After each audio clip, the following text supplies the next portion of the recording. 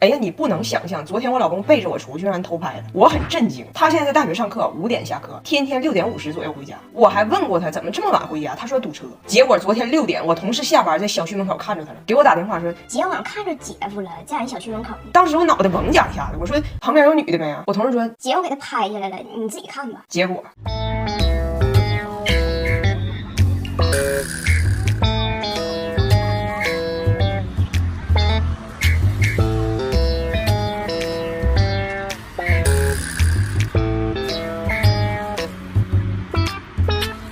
哎呦我的妈！是有女的，不少呢，不少呢。所以有人问我说，大胖媳妇曾经其实底子还不错的，她经历了什么呢？她来中国之前155斤，不光瘦脸还有腹肌，这一切都发生在08年奥运会那年的夏天。她来了一趟中国，14天胖了20斤，那肚子回加拿大他妈以为她肝腹水了。当时呢倒也还好，回到加拿大很快就瘦回来了。但是人就从此不对了，辗转反侧，夜不能眠，脑袋里就俩东西，一个锅包肉，一个烤冷面。最后决定要来中国申请研究生，第一次还没考上，但是不气馁，裸来，在中国考研不到1年，从155考到了180。所以我当时见着他的时候吧，他是个胖乎小伙，还不至于是大胖媳妇。再后来认识了我，2010年大约在冬季，他来到了东北，锅包肉的祖籍。在这里啊，他的每日例汤就是铁锅炖大鹅锅底那个汤，每日的晚餐沙拉是麻辣拌。还问我妈说，我每天喝汤吃沙拉，怎么越来越胖呢？晚上饿急眼的时候还老摸黑去贡品台跟我姥爷请老爹。那一个寒假他骤胖到什么程度，我只能这么跟你形容吧，就是离开东北之后，我们涂抹了很多药膏，才缓解了他的妊娠纹。从此颜值这不就一去不返了吗？随着体重越来越胖，头发也越来越少。我有时候看着他心里可不是滋味的，但是你要让我花钱帮他捯饬呢，我还舍不得。想用我的复原蜜，我更舍不得。尤其这个季节脸皱非常干，抗老修护更明显。上周之前在粉底液滴两滴复原蜜，那底妆非常服帖，配合双效精华用脸更细腻光。然后他这不是上大学当老师去了吗？今天他 U 盘坏了，我让我同事给他送一下。我同事到了，在食堂见着他，回来跟我一顿告状，说姐夫11点半下课先吃的东区食堂，下午的课在西区，姐夫2点上课之前西区又造一顿呢。而且我同事跟我说每顿饭哈，咱不说别的，食堂给的那个取餐呼叫器，姐夫揣一兜，别人是手里一个小震，姐夫那被震的脸蛋子都哆嗦了。别人午休自习，他午休吃席呀，吃席呀。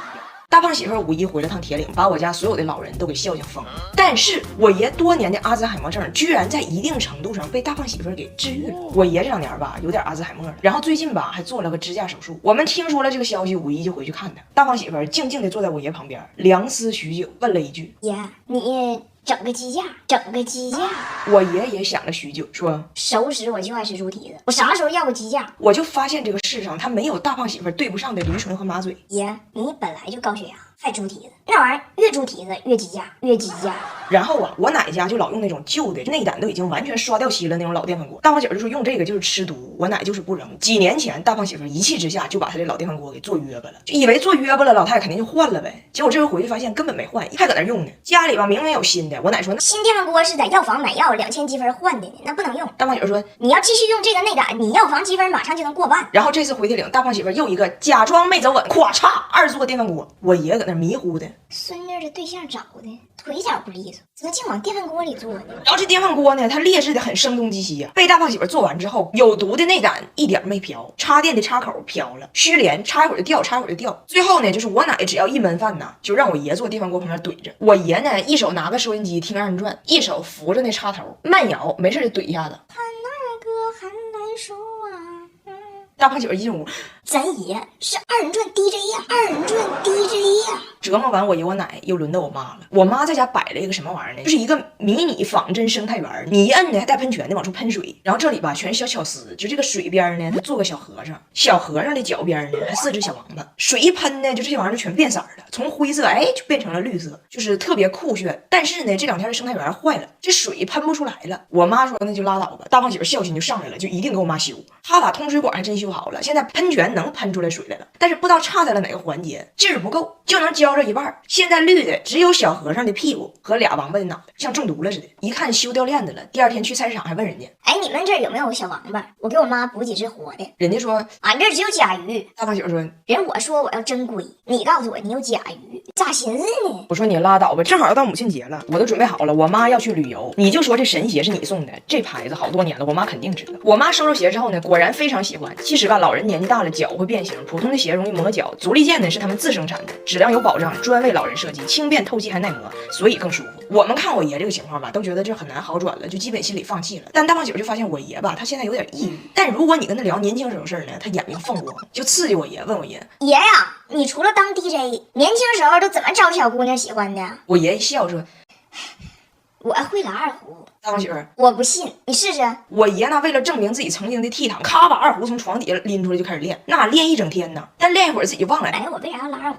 我奶不是叫杨淑琴吗？大胖媳妇就逗我爷：“当年小曲儿给谁拉的？哪位姑娘？爷。”我爷说：“给赵玉兰。”大胖媳妇没个大心，问我奶：“说你呢，赵玉兰？”我奶急眼了：“你叫赵玉兰？”大胖媳妇：“我叫穆赫兰，杰米穆赫兰，咋还急眼了呢？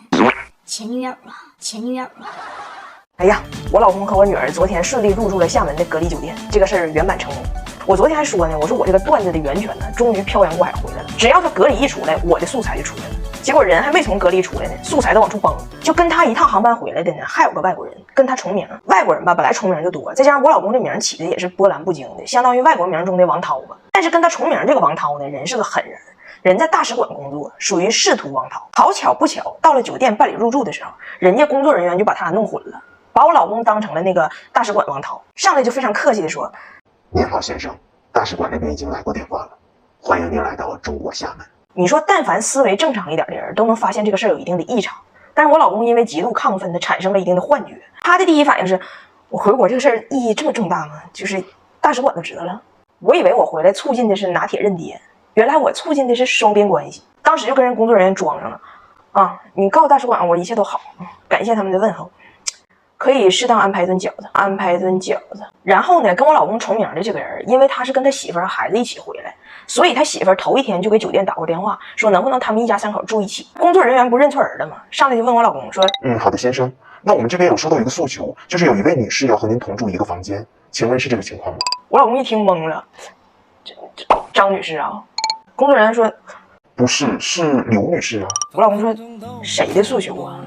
大使馆的。对方说：“是您的爱人啊，昨天给我们打电话。”我老公说：“我的爱人那么爱我吗？那么爱我吗？”他刚在酒店办理完入住进屋，我以为得多疲惫呢，但他极度兴奋，他太想念中国饺子了，就第一件事一定要点外卖点饺子。我说：“那中国字你能看明白，我给你点吧。”他说：“不用，我最近在用这个汉语教学软件，就我现在能识别很多汉字，我自己都搞定。”等到晚上点的饺子终于到了，他最想念的就饺子，给他急坏了，扒开盒子刚加造诣，发现有点拔牙，还是我女儿先发现了问题。爸爸，厦门本地人吃饺子都是带椰蓉的吗？